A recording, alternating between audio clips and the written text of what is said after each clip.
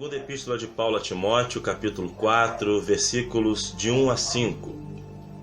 2 Timóteo 4, do 1 a 5, do 1 ao 5, diz assim: Conjuro-te, pois, diante de Deus e do Senhor Jesus Cristo, que há de julgar os vivos e os mortos na sua vinda e no seu reino, que pregues a palavra, instes a tempo e fora de tempo, corrijas, repreendas, exortes com toda longanimidade e doutrina.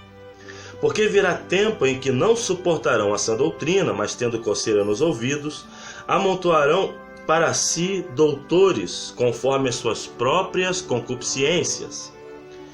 E desviarão os ouvidos da verdade, voltando às fábulas. Mas tu, sê sóbrio em tudo, sofre as aflições e faz a obra de um evangelista, cumpre o teu ministério. A segunda epístola de Paulo a Timóteo, assim como a primeira, vem carregada de lições pastorais de Paulo ao jovem pastor Timóteo.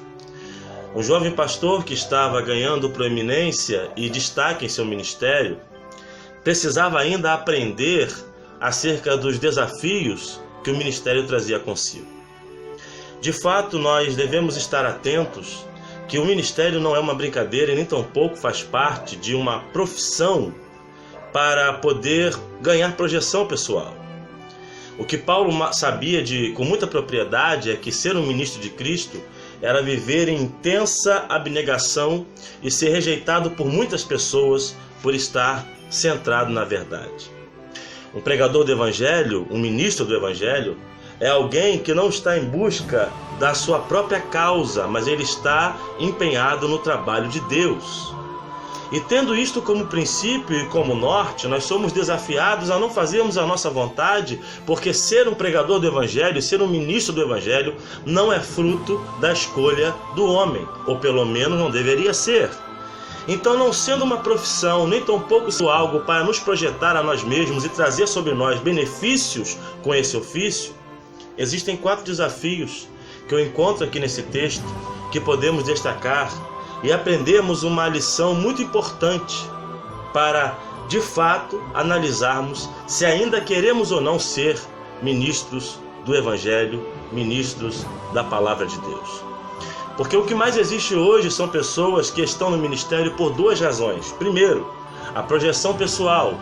Estão atrás dos aplausos, da admiração e de se destacarem entre os demais. Para muitos, o ministério é isso. É uma ponte para projetar a si mesmo, suas palavras, suas colocações, seus anseios, seu destaque pessoal diante do povo de Deus, diante da igreja. Para outros, é uma fonte de lucro. Existem pessoas que estão no ministério apenas buscando a oportunidade de projetar-se financeiramente. Eu estava conversando com um presbítero muito amigo meu essa semana e eu falei com ele uma coisa que é verdade, é fato. Será que nós teríamos tantos candidatos ao sagrado ministério nas igrejas reformadas se não houvessem côngruas pastorais? Vamos supor que hoje o Supremo Concílio da Igreja Presbiteriana, a Convenção Batista ou a União das Igrejas Congregacionais decidissem, as igrejas históricas decidissem fazer o seguinte: olha, a partir de hoje, nossos pastores não serão mais pastores em tempo integral. Todos terão que ter um emprego fixo e pastorear nas horas vagas. Nós não vamos poder mais sustentar nossos pastores, não haverão mais pastores sendo sustentados a partir dessa data. Só quem já é pastor, já tem a sua igreja, vai poder continuar ganhando suas côngruas até se aposentar ou até falecer, mas quem estiver chegando agora vai ter que ter uma profissão e servir ao ministério em período parcial. Será que teríamos tantos jovens, tantos homens dispostos a serem pastores? Será que tantos iam querer ser candidatos ao ministério? Eu posso falar isso com o peito aberto e propriedade, porque sempre cuidei de igreja sem buscar benefício próprio. Já pastoreei algumas igrejas e nunca ganhei salário. Mas eu fico pensando nessa juventude que, por um lado, é intrépida. Alguns, de fato, não estão atrás de dinheiro, não. Estão atrás da fama mesmo. Eles querem ser conhecidos como pregadores. Ele prega os absurdos mais terríveis que se possa imaginar, mas está lá na frente com um terno bonito, uma Bíblia grandona, e outros estão interessados na carreira atrás da vocação. Não conseguiu ser médico, não conseguiu ser advogado, então tentou ser pastor. E por outro lado, tem também aquele grupo de pessoas que estão atrás da projeção para aparecerem como pregadores do Evangelho. Mas ao lermos esse texto, observamos que a responsabilidade que Paulo impõe sobre Timóteo, e que ainda deve ser a responsabilidade imposta sobre nós, deve nos levar a uma reflexão profunda. Se não, vejamos, olha o que o texto diz. No versículo 1, Paulo deixa bem claro para Timóteo que ele estava diante de Deus, que ele estava perante Deus, e que a sua vocação deveria ser para a glória de Deus. Por isso que Paulo diz: eu conjuro-te diante de Deus. Porque se nós pararmos para pensar, existem muitas pessoas que não entendem esse princípio, estão pregando, estão cantando, estão diante da igreja, achando que aquilo ali é o que importa, que o fim, que a finalidade é a plateia, é o palco. Quantas pessoas eu já vi desmontarem diante de uma comunidade, de uma congregação, por olharem para as pessoas e acharem que as pessoas não estavam gostando da sua pregação. Eu já tenho 20 anos como pregador, então hoje em dia, quando eu vejo uma congregação calada, eu prego do mesmo jeito. Vejo uma congregação sorrindo, eu prego do mesmo jeito. Eu vejo uma congregação gritando ou dando glória a Deus, eu prego do mesmo jeito. Porque eu tenho comprometimento em expor a palavra de Deus para a glória de Deus. E se as pessoas que estão ali, gostando ou não gostando, eu não tenho a menor preocupação. Já estou vacinado com isso. Mas é triste quando nós observamos que existem pessoas que vão ao púlpito com a intenção de ganharem a multidão para si. E esse é um grande equívoco que muitos cometem. Porque na verdade, não estamos ali pregando para a glória nossa, e nem tampouco para satisfazer a multidão que está ouvindo, mas é para a glória de Deus, é para a glória do nome do Senhor, porque é diante dele que nós assumimos o compromisso. Por isso que Paulo diz: conjuro-te diante de Deus, perante Deus.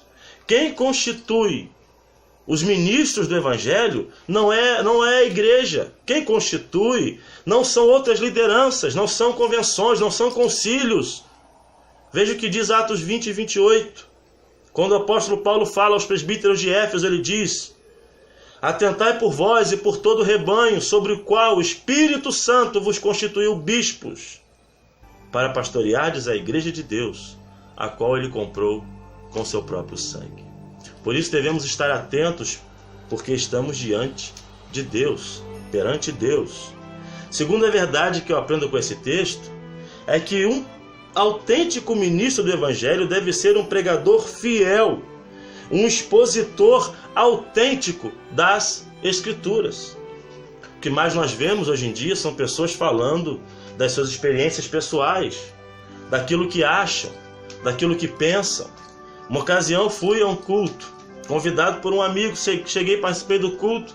Na hora do sermão, o pregador contou seu testemunho, falou do que ele passou e fez o povo chorar, o povo rir, o povo achar engraçado, mas não explicou uma vírgula do texto que ele leu. Ele pregou de forma alguma, não houve pregação. Da mesma forma é quando a pessoa lê um texto e começa a falar sobre questões morais e éticas aleatórias. Se não expor o texto que leu, ele não pregou. Versículo 2, Paulo diz a Timóteo: pregues a palavra. Não pregues aquilo que você acha. Não pregue aquilo que está na sua cabeça. Não traga a lume suas próprias experiências. Seja um pregador da palavra. É indispensável para aqueles que são chamados para o ministério serem autênticos expositores da palavra.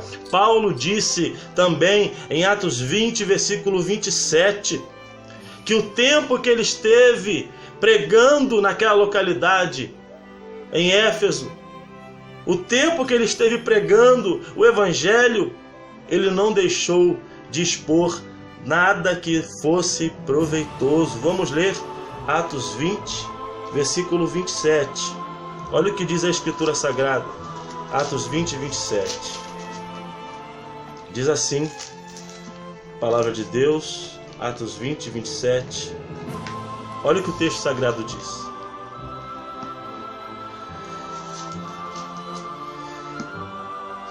Porque nunca deixei de vos anunciar todo o conselho de Deus. No versículo 26, Paulo então fala de forma mais radical acerca disso.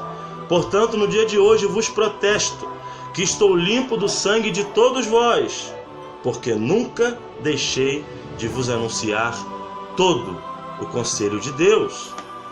Portanto, nós não podemos abrir mão da pregação autêntica do Evangelho, de expormos o Evangelho como o Evangelho de verdade é. O que o texto tem a dizer. É por isso que em 2 Timóteo 2,15, a exortação de Paulo a Timóteo é aquela: procura apresentar-te a Deus, aprovado como obreiro, que não tem do que se envergonhar e que maneja bem a palavra da verdade. Prega a palavra. Não pregue suas ideias. Não traga à lume suas experiências pessoais, mas o que a Bíblia diz. É isso que importa. A relevância está naquilo que Deus diz pela sua palavra. Outro desafio que temos no ministério é sermos um mestre autêntico para poder combater os falsos. É triste quando nós observamos pessoas que querem ser líderes, mas não têm o menor conhecimento bíblico-teológico. Veja o que diz o versículo 3 e 4. Diz que no fim dos tempos viriam homens que apostatariam-se da fé, que fariam-se mestres e doutores conforme suas próprias concupiscências, e que desviariam os ouvidos da verdade, voltando-se a fábulas. Tudo bem. Qual é o papel do autêntico ministro? Ser um apologeta. Ser alguém com capacidade espiritual e bíblico-teológica para expor a verdade do Evangelho. Quando alguém chega na igreja e fala com o pastor assim: pastor, eu li num site que diz que a Trindade é uma mentira, que é uma invenção de Constantino. Se o pastor não tiver conhecimento bíblico-teológico dos textos originais, do cânon sagrado, se não tiver conhecimento um pouco de grego e de hebraico, se ele não conhecer um pouco de história do cristianismo para poder explicar como se desenvolveu a teologia, se ele não tiver literaturas de Agostinho, de Crisóstomo, dos pais apostólicos, ele vai se enrolar. Então, como é que um líder que não cursou um bom seminário, que não se dedicou a estudar, que não leu bons livros, vai poder ensinar ao seu rebanho? Ele está no lugar errado. Isso não é nenhum tipo de recalque, nenhum tipo de buscar apedrejar quem está, como muitos falariam. Eu já ouvi gente dizer assim: nada, não precisa de instrução não, é Deus que dá capacidade. Meu irmão, eu estou lendo o que está na Bíblia. O pregador, o ministro, precisa ser alguém instruído. Como Paulo também escreve a Timóteo, na 1 Timóteo capítulo 3, quando vai tratar acerca dos bispos, ele diz que o bispo ele precisa ser apto a ensinar, ter aptidão para ensinar. Por isso que nós precisamos ter boa formação, conhecermos bem as Escrituras. Líderes analfabetos de Bíblia, fracos de teologia, não representam a autenticidade do ministério bíblico. Por isso que é triste quando nós observamos pastores que pregam sermões superficiais, fracos, sem conteúdo. O pastor não precisa ser um grande orador. Nem todo ministro será um grande orador que impactará multidões, que fará com que as pessoas fiquem admiradas com a sua pregação. Mas o ministro precisa ter profundidade. A sua pregação pode ser calma, como uma lagoa, mas precisa ser profunda, tendo vida, peixes, tendo frutos marinhos. Precisa ser profunda. E isso é possível sendo alguém dedicado aos estudos das Sagradas Escrituras. O pastor, ele precisa ser apto a ensinar. Ele precisa ser alguém com conhecimento para dar resposta àqueles que lhe contradizem. conforme está escrito em 1 Pedro, primeira epístola de Pedro, capítulo 3, versículo 15.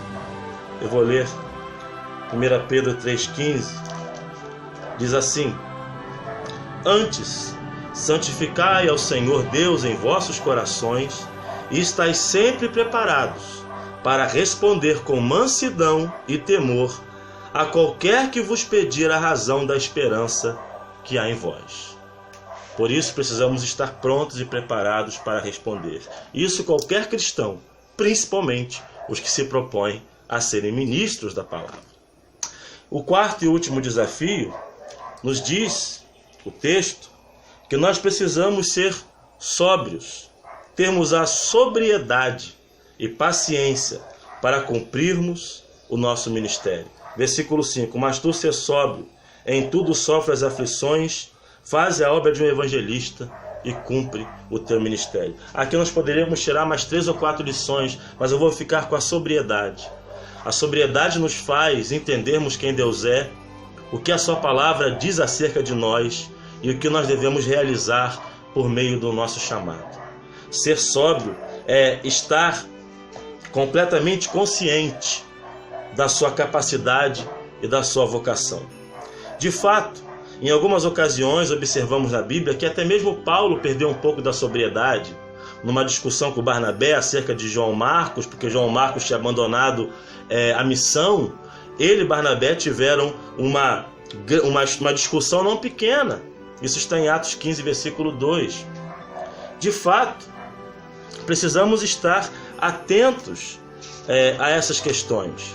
Não podemos deixar de lado que é comum, às vezes, perdermos um pouco da sobriedade, perdermos um pouco do nosso equilíbrio. Somos seres humanos, mas precisamos buscar a sobriedade, a temperança em todos os aspectos. Em todos os aspectos, precisamos recuperar a nossa sobriedade.